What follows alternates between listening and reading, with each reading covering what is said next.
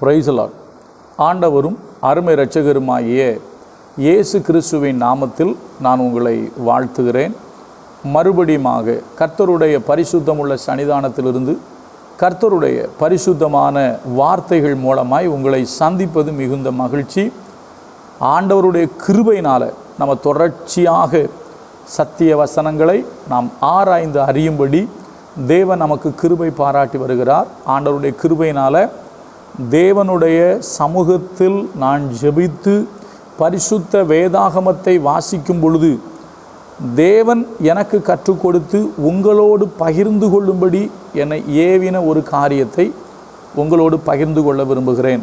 இந்த வாரம் நம்முடைய செய்தியினுடைய தலைப்பு விசுவாசத்தின் பலன். நீங்கள் விசுவாசத்தை குறித்து நம்ம நிறைய செய்திகளை நம்ம கேள்விப்பட்டிருப்போம். நம்ம நினைக்கிறோம் ஆண்டவர் மேலே நம்ம விசுவாசமாக இருக்கும்போது உலக பிரகாரமான ஆசீர்வாதங்களையே இன்றைக்கி நிறைய பேர் பிரசங்கிக்கவும் செய்கிறாங்க, நிறைய பேர் விரும்பவும் செய்கிறாங்க. உலக பிரகாரமான ஆசீர்வாதத்துக்காக மட்டும் தேவனை விசுவாசிப்பது ஒரு சரியான கிறிஸ்தவ வாழ்க்கை அல்ல. இம்மைக்காக மாத்திரம் கிறிஸ்துவனிடத்தில் நாம் நம்பிக்கை உள்ளவர்களாக இருந்தால் மற்ற எல்லாரை விட நாம் பரிதபிக்கப்படத்தக்கவர்கள் என்று வேதத்தில் எழுதப்பட்டிருக்கிறது. இன்றைக்கு ஒரு அறிமுக உரையாக நான் சொல்லுகிறேன். ஒரு சம்பவம் சொல்கிறேன் பாருங்கள். சீசர்கள் எங்கு சென்றாலும் அவங்க எப்படி பிரசங்கிப்பாங்கன்னு கேட்டிங்கன்னா மற்றவர்கள் விசுவாசிக்கத்தக்கதாகத்தான் பிரசங்கிப்பார்கள். இப்போ நமக்கு பொதுவாக தெரியும் விசுவாசம்னா என்ன. விசுவாசமானது நம்பப்படுகிறவைகளின் உறுதியும் காணப்படாதவைகளின் நிச்சயமாக இருக்கிறது. எபிரேயரில் விசுவாச பட்டியலே கொடுத்திருக்கிறது. விசுவாசம் இல்லாமல் தேவனுக்கு பிரியமாக இருப்பது கூடாத காரியம். தேவன் உண்டென்றும் தம்மை தேடுகிறவர்களுக்கு அவர் பலனளிக்கிறவர் என்றும் விசுவாசிக்க வேண்டும். அப்போ கண்டிப்பாக ஆண்டவர் தம்மை தேடுகிறவர்களுக்கு பலனளிப்பார், தேடுகிறவர்களுக்கும் அவர் பலனளிக்கிறார். அதே போல அவரிடத்தில் விசுவாசமாக இருக்கிறவர்களுக்கு பலன்கள் வருகிறது. அது உலக பிரகாரமான பலனை பற்றி நான் பேசலை. விசுவாசமாக இருந்தோம் அப்படின்னா நமக்கு ஆசீர்வாதத்தை தருவார், இல்லை என்ன செய்ய ஐஸ்வர்யத்தை தருவார், வீடு தருவார், காரு தருவார், அதை பேசுகிறதுக்கு நான் வரல. அதை சொல்லி எனக்கு ஆண்டவர் சொல்லலை. உங்கள் விசுவாசத்திற்கு பலன் இருக்குது, ஆனால் அது என்ன பலன்கிறத நீங்கள் தெரியாமல் வாழ்ந்து விடக்கூடாது. விசுவாசத்தின் பலனை நீங்கள் பெற்றிருக்கிறீர்களா அதை யோசிச்சு பாருங்கள். இயேசு கிறிஸ்துவை விசுவாசிக்கிறீங்க, இந்த பலன் உங்கள் வாழ்க்கையில் நீங்கள் அடைஞ்சிருக்கீங்களா? இன்றைக்கி நான் அறிமுக உரையை மட்டும் சொல்கிறேன். அப்போஸ்தலனாகிய பேதுருவாக இருக்கட்டும், பவுலாக இருக்கட்டும், சீஷர்களாக இருக்கட்டும், அவர்கள் எல்லாரும் பிரசங்கிக்கும் போது இயேசு கிறிஸ்துவை பிறர் விசுவாசிக்கத்தக்கதாக பிரசங்கித்தார்கள். விசுவாசியாதவர்களும் உண்டு, அது வேறு.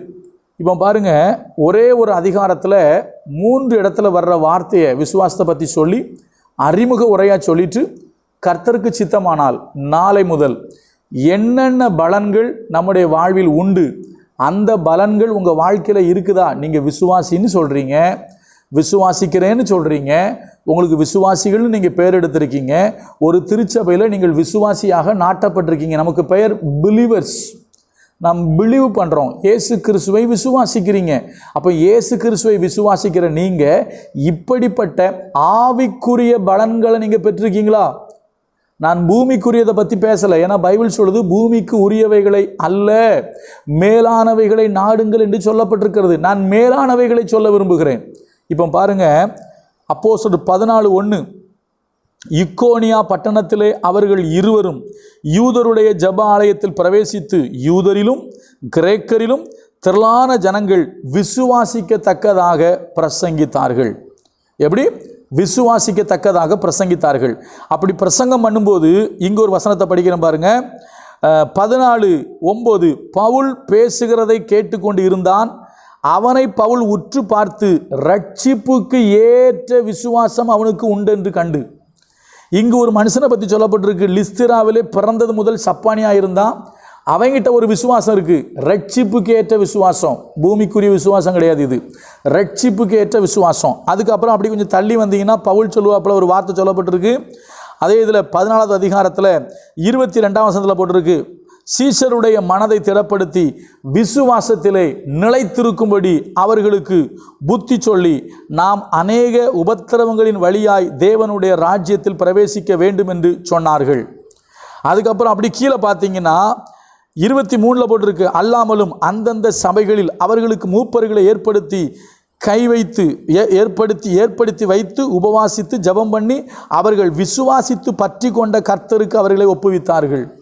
ஒரு அதிகாரத்தில் எத்தனை இடத்துல வருது பாருங்க. அப்படி கொஞ்சம் கீழே வந்தீங்கன்னா 27 போட்டிருக்கு, அவர்கள் அங்கே சேர்ந்த பொழுது சபையை கூடி வர செய்து தேவன் தங்களை கொண்டு செய்தவைகளையும் அவர் புறஜாதிகளுக்கு விசுவாசத்தின் கதவை திறந்ததையும். இப்போ நம்ம எல்லாரும் யாருன்னா மாம்சத்தின்படி புறஜாதிகளுக்கு விசுவாசத்தின் கதவு திறக்கப்பட்டது. என்ன கதவு திறக்கப்பட்டிருக்கு? விசுவாசத்தின் கதவு திறக்கப்பட்டிருக்கு. அப்போ விசுவாசத்தின் கதவு நமக்கு திறக்கப்பட்டுருச்ச. இப்போ நீங்கள் ஆண்டவரை விசுவாசிக்கிறீங்களே, அந்த விசுவாசத்தின் பலனை நீங்கள் அடைந்தீர்களா? அதைத்தான் தியானிக்க போகிறோம். சரியா? எத்தனை வசனம் பாருங்கள். 14:1 ஒரு வசனம் இருக்குது. அதே போல் 14:9 வசனம் இருக்குது.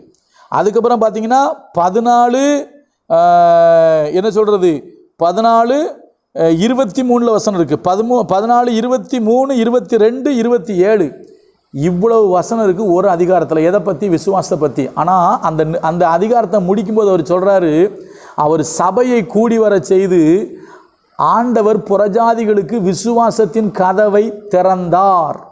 அப்போ கவனிங்க, புறஜாதிகளுக்கு விசுவாசத்தின் கதவு எப்போதோ திறந்துருச்சு. ஆனால் அந்த புறஜாதிகளாகிய நீங்களும் நானும் விசுவாசத்தின் பலனை அடைகிறோமா? நம்ம விசுவாசத்தின் பலன் ஒன்று என்ன எதிர்பார்க்குறோம்? ஆண்டவரை விசுவாசித்தேன், எனக்கு அது கிடச்சிச்சு, இது கிடச்சி. நான் அதை சொல்ல வரல, அதை சொல்லி எனக்கு ஆண்டவர் சொல்லலை. ஆவிக்குரிய மேன்மையான அனுபவங்கள், ஆவிக்குரிய மேன்மையான நன்மைகள் இருக்குது. நம்ம பூமிக்குரியதையே பார்த்துக்கிட்டு இருக்கோம், இன்னும் மேலானதை பார்க்கல. நாளை முதல் விசுவாசத்தின் பலன் என்ன? இங்கே ஒரு மனுஷன் பாருங்க, அவங்ககிட்ட இருந்தது ரட்சிப்புக்கு ஏற்ற விசுவாசம், சுகம் பெறுவதற்கு ஏற்ற விசுவாசம்னு பவுல் சொல்லலை. நம்மக்கிட்ட சுகம் பெறுற விசுவாசம் தான் நிறைய பேர் இருக்குது. இவன் முடியாதவனாக இருந்தாலும் அவனிடத்தில் இருந்தது ரட்சிப்புக்கு ஏற்ற விசுவாசம். பவுல் அங்கே அடித்து உள்ளே போட்டுட்டாங்க. பவுல் அங்கே போய் சொல்கிறாரு, விசுவாசத்தில் நிலச்சிருங்க அப்படிங்கிறாரு. அவர்கள் விசுவாசித்து பற்றி கொண்ட கர்த்தருக்கு ஒப்புவிச்சுட்டு அவர் புறப்பட்டு போயிட்டாரு. சபையை கூடி வர வச்சு சொல்கிறாரு, ஐயா என்ன பண்ணுங்க, நம்ம புறஜாதிகளுக்கு விசுவாசத்தின் கதவை கர்த்தர் திறந்துட்டார் அப்படிங்கிறாரு. அப்போ விசுவாசத்தின் கதவு திறக்கப்பட்டுருச்ச, அந்த விசுவாசத்தின் பலனை நீங்கள் பெற்றிருக்கிறீர்களா? தொடர்ந்து தியானிப்போம். கர்த்தர் நமக்கு உதவி செய்வார். கர்த்தர் நல்லவர், அவர் கிருபை நம்மேல் என்றும் உள்ளது. God bless you.